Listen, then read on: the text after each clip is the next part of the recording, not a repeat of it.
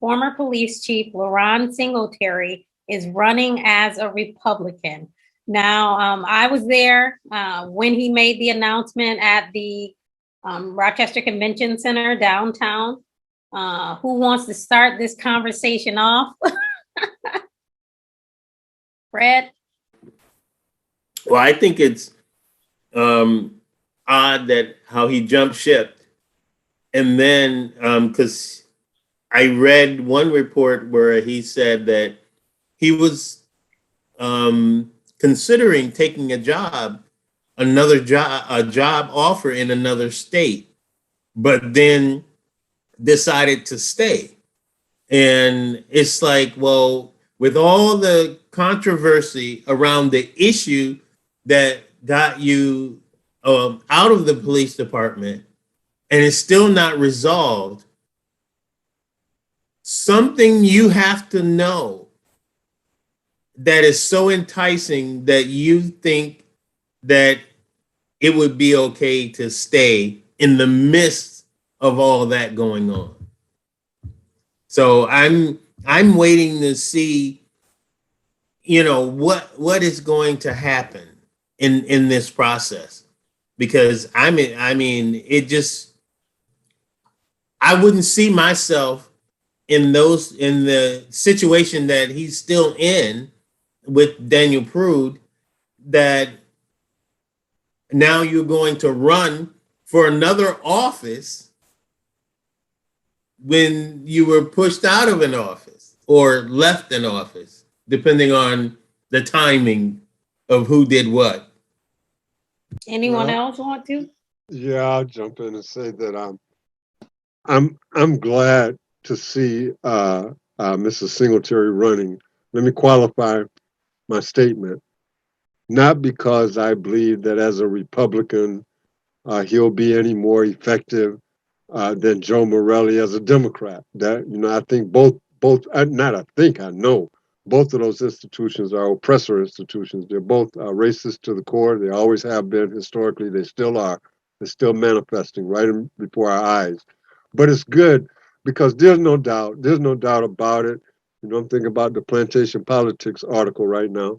There's no doubt about the fact that the Democratic Party absolutely does take Black people for granted, locally, regionally, and nationally. They get our support by and large and don't deliver much of anything to our community. So it's good to see this challenge. It should put people like Joe Morelli on his toes, and not just Joe Morelli, but the Democratic Party apparatus. And I think we need that. But what would be advantageous, in my view, for our community, for the Black community, is if we had an agenda, not only for La'Ron and Joe Morelli, but all the politicians, that if we had an agenda to say this is our collective agenda, and whoever speaks to this agenda, whoever commits to this agenda, that's who we're going to support. We don't care what party you're in. We don't care if you don't even have a party. That would be something really wonderful. But we are so far away from that for so many reasons, because there are all of these, legendary silos and cliques in the Black community that, in a sense, none of this probably, unless something changes, is going to mean very much for us, for the Black community in general. I'm talking about the masses within the Black community. Of course, some people in the Black community will benefit either way. They'll benefit if Joe wins. They'll benefit if La'Ron wins, right? So, but the numbers will be minuscule, like they always are. So we got a real class problem in our community, a social economic class problem. It's huge, and nobody's speaking to it. The masses of our people, we know this is one of the worst places in fact, the very congressional district that he's running for, the 25th, is one of the worst places in the nation for Black people to live. And meanwhile, at the same time, it's one of the wealthiest places in the nation. So extreme wealth and extreme poverty, if you will, side by side, is existing literally side by side. And so, I don't know what this is going to mean. People are trying to some people are trying to make the point that it's part of the national realignment, because it does look like there's a national realignment. You saw what happened in the election last week.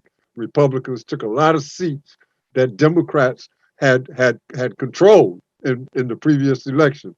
And so people believe that there's a political alignment happening across the nation, and some say that we're going to see that in Rochester as well. I don't know about that, but what's so interesting is what's causing that realignment, especially the so-called issue of so-called critical race theory.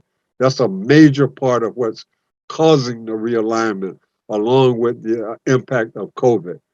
So again, it's good to see that Joe Morelli will have competition, but I don't know what it means in a practical sense for the masses of those of us in the Black community, unless we get ourselves together and really get organized. It's not going to mean anything. In the end, it won't mean anything. Who's in Congress won't mean anything to us. The conditions will continue as they are. Barb G, you've been very quiet. You want to jump in? Well, what I was thinking was, who's going to promise things but never deliver on them? But if you tell people what they want to hear, which is, I think, why the Republicans won in some of these places, they know how to market, they know how to do PR, and they know how to strategize. However, most of what they have to say is BS. But that's not the point. To get votes, you don't have to be honest. You just have to tell people what they want to hear. And no matter who is going to run at this point, and I don't know too much about Singletary, is he switching parties? I don't even know if he was. Was he ever a Democrat? And Fred says yes. Yes. So yes, what is the Republicans offering him that he thinks this is going to be a better deal for him? Not for the people, but for him. Barb G? So I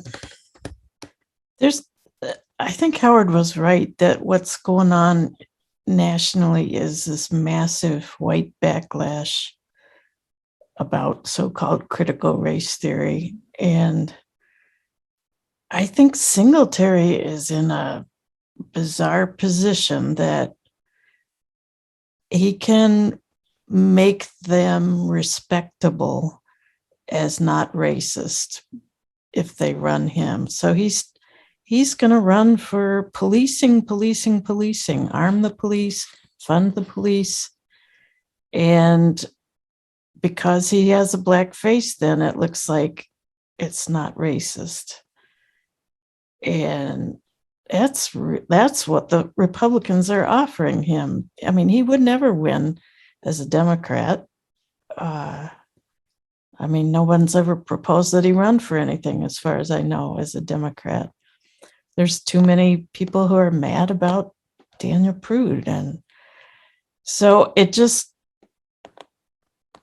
a bizarre twist. I didn't see it coming. It seems to me that it will keep Daniel Prude in the headlines and keep the debate about what police should be doing front and center in Rochester in a way that it wouldn't otherwise have stayed front and center. It's already not front and center as much as I think it should be, and that nothing's ever been resolved or improved or changed. So those are my thoughts.